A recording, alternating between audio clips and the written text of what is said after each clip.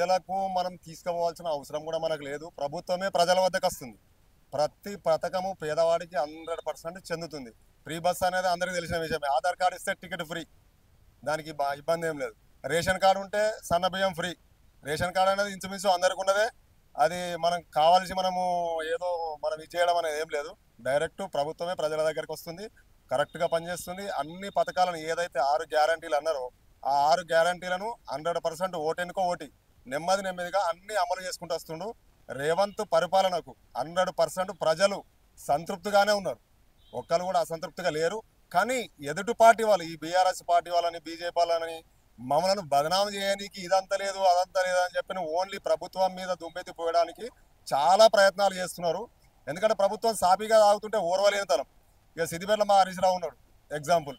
ఆయనకు వేరే ఇక చెడు తప్ప మంచి మాటలు రానేరావు. వాళ్ళకి ఫస్ట్ కీడి చేయడమే వాళ్ళ లక్షణంగా పెట్టుకొని ఇక వాళ్ళ ఉన్న కొంచెం వాళ్ళ ఏదైతే వాళ్ళ కార్యకర్తలతోటి ఈ కార్యకలాపాలను చెడగొట్టడం, ఇట్లా ప్రచారాలు చేయడం, దుష్ప్రచారం. మన యూరియా వచ్చింది మా నియోజకవర్గంలో, మన రామంచమ్మ పిఎస్సిఎస్ ఉంది, అక్కడ యూరియా బస్తాలు వంచుతున్నారు.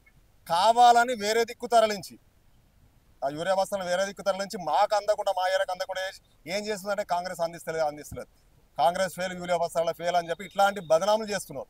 కావాలని ఎక్స్పోజ్ ఇస్తున్నారు. కాబట్టి అన్ని ఇప్పుడు యూరియా అనేది కాంగ్రెస్ ప్రభుత్వం ఇచ్చేదే కాదు, సెంట్రల్ గవర్నమెంట్ బీజేపీ ఇచ్చేది సరఫరా. అది అందరికీ తెలిసిన విషయం. కావాలని వీళ్ళు మనల్ని బదనాం చేస్తున్నారు. ప్రభుత్వం మంచిగా నడుస్తుంది కాబట్టి ఓర్వలేక బదనాం చేస్తున్నారు తప్ప యూరియా అనేది సెంట్రల్ గవర్నమెంట్కి సంబంధించిన విషయం. అది వాళ్ళ ఆడికైనా వాళ్ళు కూడా శాయశక్తుల ప్రయత్నం చేసి అందడం జరిగింది. ఇప్పటి వరకు సాఫీగానే సాగుతుంది.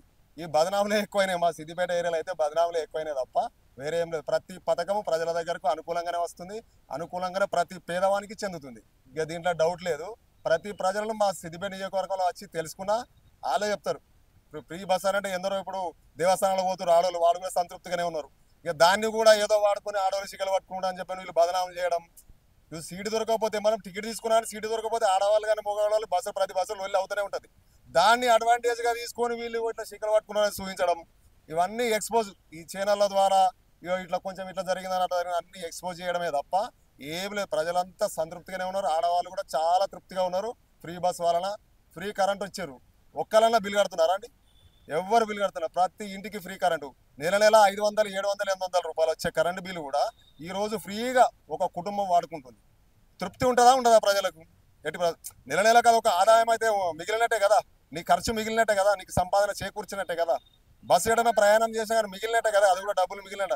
రోజు వారి కైకిలు పోతారు ప్రజలు. కొంతమంది ఇప్పుడు పల్లెటూళ్ళ నుంచి సిటీలకు వస్తుంటారు, కైకిలకు వస్తారు. సుతారి పనులని, లేబర్ పనులని కైకిలు వస్తారు. వాళ్ళకి ఫ్రీ బస్సు ఇస్తే కైకిలు అయితే వాళ్ళకి చేతి నిండా డబ్బులు ఉన్నట్టే కదా. రోజు ఒక 50 రూపాయలు, ఒక 70-80 రూపాయలు అయితే వాళ్ళకి మిగిలినట్టే కదా. అవి కూడా ఆదాయమే కదా. ఆ ఒక 100 రూపాయలు అయితే నెలసరికి వచ్చేసరికి ఎంత అయితే 3000 రూపాయలు మిగులుతాయి. ఇది ప్రతి ఒక్కటి ఆదాయం చేకూర్చే పని 100% రేవంత్ రెడ్డి గారు చేసిండ్రు. వారి దయ వల్ల ఇంకా ఇట్లే ముందుకు పోయి ఇంకా సాఫీగా సాగాలని మేము విన్నపించుకుంటున్నాం. ఇక మాకు ఇంత మా ప్రజలు, మేమైతే కార్యకర్తలు కూడా తృప్తిగానే ఉన్నాం. తప్పితే మా సిద్దిపేట నియోజకవర్గంలో చాలా కొంచెం అవకతవకలు ఉన్నాయి. ఆ అవకతవకలను మా సార్ చెప్పుకొని గాంధీ భవన్కి రావడం జరిగింది. దాన్ని వివరించుకొని మా కష్ట సుఖాలు, మా కార్యకర్తలు ఎట్లున్నాయి, ఏం సంగతి అనేది వివరించుకోవడానికి గాంధీ భవన్కి రావడం జరిగింది. Subscribe us and press the bell icon for more interesting updates.